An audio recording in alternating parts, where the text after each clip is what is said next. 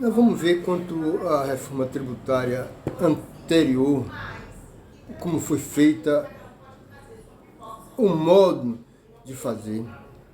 E por isso que existia grande evasão de rendas. Porque existia a possibilidade de muita fraude no sistema. Era falho, realmente o sistema era falho. Há uma série de ilustrações que a gente pode fazer aqui. Mas vamos fazer uma. Aqui na Bahia existia o imposto sobre abatedor de gado, o abatedor de boi. Esse sistema, o imposto era pago semanalmente.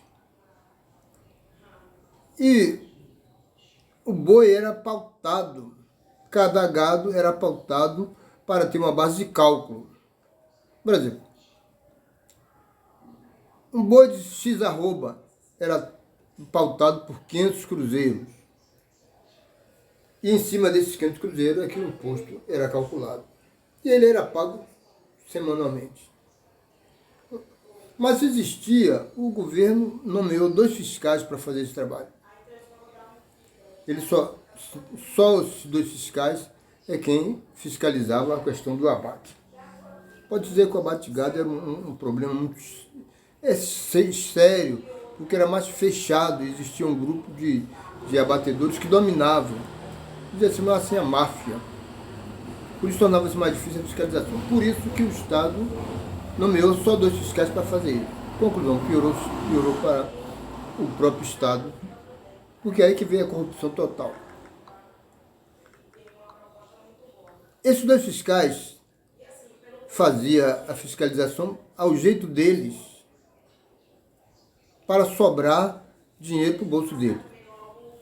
E era um conchavo entre os fiscais, os abatedores, e o próprio contabilista que estava no meio para legalizar. Quando o fiscal era para fazer a fiscalização, era sempre no final de semana. E eles iam, porque o imposto devia ser pago na segunda-feira. O imposto era pago semanalmente. Imposto sobre o gado, só especificamente sobre o gado em pé. E aí, eles se juntavam, os 3, lá no escritório deles, eu via os fiscais e o contabilista. O rapaz que fazia a parte do imposto, preparava o imposto a ser pago e dava para ele aquelas empresas que eles trabalhavam. O que acontecia com os abatedores? Era dividido por 3 o dinheiro do imposto. Olha o que fazia a fiscalização. Dividia por 3. Ou seja, uma parte para o empresário, outra parte para os fiscais e outra parte para o Estado. Só que a parte do Estado era menor, em torno de 30%. Então, 100% do imposto era calculado normalmente. O imposto daquela semana era calculado normalmente. Mas aí, eles dividiam em 3 partes. Faziam um cálculo para chegar a 30% para o Estado.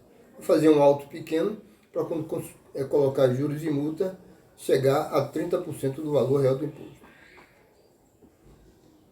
O Estado só via isso. Os 70% restantes era 35% para os fiscais e 35% para as empresas. Era assim que funcionava. Eles ganhavam rios de dinheiro, fiscais, roubando o Estado. Junto com os contabilistas. Só me lembro do escritório que eu trabalhava, não tinha acesso a esse trabalho porque era feito portas fechadas. Depois que a gente teve notícia de como é que funcionava. O dinheiro era tanto da evasão de renda do Estado que eles tinham um apartamento de luxo na Barra. Todo final de semana, depois que ele terminava de fazer as cobranças, ele se juntava com o empresário, com os fiscais mais os contabilistas para fazer bacanais. Gastava uma fortuna naquele apartamento, porque tinha muito dinheiro. Era assim que funcionava. Quer dizer, o Estado era prejudicado toda semana porque os fiscais eram ladrões. Roubavam, a palavra certeza, roubavam. E sem ter, sem ter como mudar isso aí. Só depois da reforma que isso foi modificado. Então, eu era professor do Ginásio Brasil, dava aula lá no turno de estudava contabilidade. E lá tinha um senhor que era contador, era responsável pela contabilidade, que ele não era formado, ele era responsável pela contabilidade de um abatedouro. Um daqueles, ele tinha que fazer a contabilidade lá. Estava estudando para se formar, para ter um diploma, para poder assinar como contabilista. Mas ele já trabalhava há muito tempo no ramo, já sabia toda a história. Só que as pessoas que fazem, que trabalham na prática, às vezes, por um pequeno conhecimento, ele deixa de fazer certos trabalhos. Então, o contabilista, que era meu aluno, me procurou uma vez para fazer um trabalho para ele. Eu ia ajudar ele a fazer. Então, ele ensina o que você quer que eu faça. Não, professor, eu já falei com o chefe lá, com o dono, para o senhor fazer para ele. Olha como era a máfia desse imposto. Para você fazer com ele. Marquei para sábado 10h30. Eu estarei lá. E quando o senhor chegar, eu deixo com ele e vocês dois resolvem. Tá certo. Eu nem queria fazer esse tipo de trabalho, porque eu não, já sabia que o ramo do abatedor era muito complicado, porque eu ouvia falar. Estou no escritório já me preparando.